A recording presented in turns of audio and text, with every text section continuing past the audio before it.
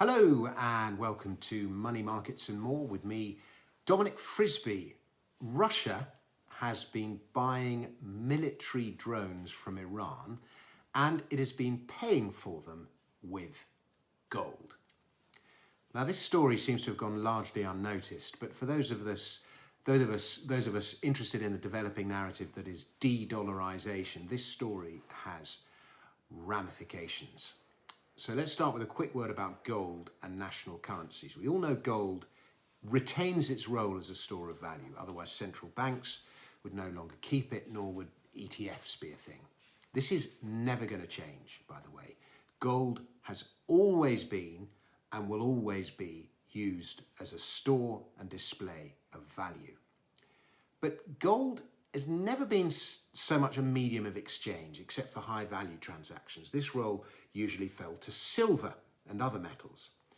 Under the classical gold standards of the 19th century, gold did find some use. The old pound coin, the sovereign, that was 22 karat gold, for example. And if a national currency is supposed to be interchangeable with gold, then in a way, under a gold standard, gold is a medium of exchange. But any role gold had then has now gone, except in extremis, in times of war, for example. Then gold finds a function as a currency of last resort because it hasn't really been used as a currency for over 100 years. And the remonetization of gold and the inevitable resulting upwards revaluation as governments tie their currencies to it, once again to shore up the value of the currencies, that has been the dream of many a gold bug for many a year. But in order to free themselves from the clutches of the US and its banking system, those countries that make up the Shanghai Cooperation Organization, most of Asia, they've long since wanted a settlement currency that is not the US dollar. And the problem is, what? Which national currency can the likes of China, India, Russia, Iran, and the various stans, which national currency can they all agree on and trust in? So a possible solution to all of this is the internationally recognized currency that is the shiny yellow stuff. Another is the rather less shiny digital equivalent Bitcoin. Now, that gold has been used to settle a large debt between two SCO nations, Iran and Russia, is therefore a very significant development. It may just be an in extremis case resulting from sanctions on Iran and Russia, but it may also be a step in the direction of remonetization. Now, there's a lot of fake news in this story, so I'm going to clear that up first. I first spotted this story at Ross Norman's site, Metals Daily, and with Ross's kind help, I've done some digging. And Moscow paid billions in gold bullions to Iran for Shahed drones, leaked documents reveal. That was the headline at Indian news site First Post. Leak reveals ministers claim that $1.75 billion contract was signed for 6,000 Shaheds and Kremlin paid in literal gold. That was the subtitle at the Telegraph. The two versions of the story at the Telegraph and First Post, they're so similar that it looks like one's copied and pasted it from the other. But they haven't vetted it. They've also copied what is misleading. And I'm going to come to that now. Andrew Buncombe, who wrote the Telegraph piece, he says this: Moscow signed a $1.75 billion contract for 6,000 of the unmanned aerial vehicles from an offshoot of the Islamic Republic Revolutionary Guard Corps, the IRGCs, last year, according to leaked documents posted online by a hacker group called the Prana Network. It reportedly paid in gold bullion, shipping more than 2 tons to the manufacturer Sahara Thunder. Now, the thing is, and what neither journalist, First Post or Telegraph appears to have noticed, is that 2 tons of gold does not amount to 1.75 billion. 2 tons of gold are around 130 million, more than a tenth of the price. So you dig around and you end up at Defense Blog. I'll put a link to that in the original, and then the original source for the Ukrainian for the story is in Ukrainian at news agency Militar NYI.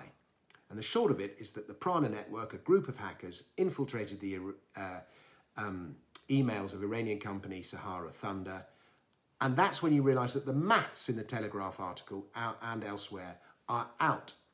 So it seems Russia has a license to construct up to 6,000 drones using Iranian parts within 30 months at a price of $193,000 a unit, or $290,000 a unit when ordering 2,000. But 6,000 units at $193,000 only equates to 1.16 billion. It's only at 290,000 tonnes a unit that you arrive at the 1.75 billion figure. So they've got the maths all wrong.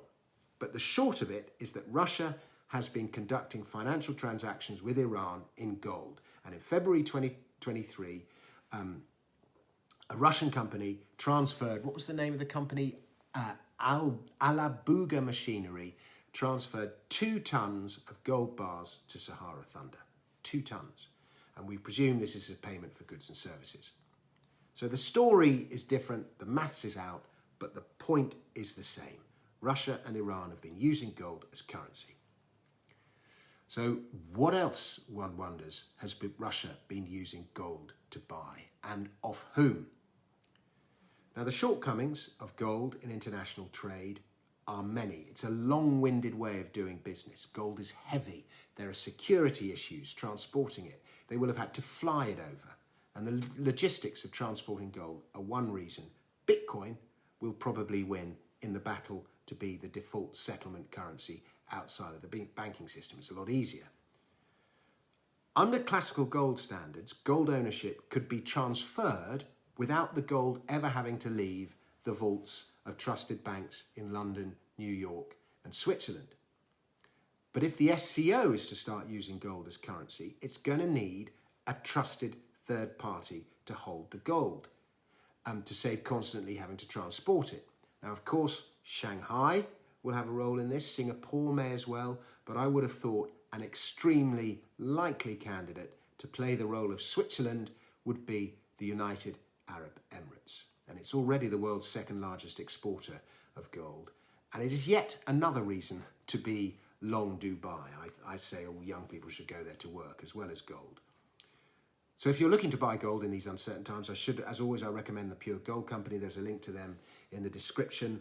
But the point is, gold has taken a step closer to remonetization. And that, to me, is a very interesting development and one that has gone unreported. Don't forget my 2 shows next week on February the 14th and 15th at the Museum of Comedy in London. Thank you very much. There's a lecture all about gold. Thank you very much for watching.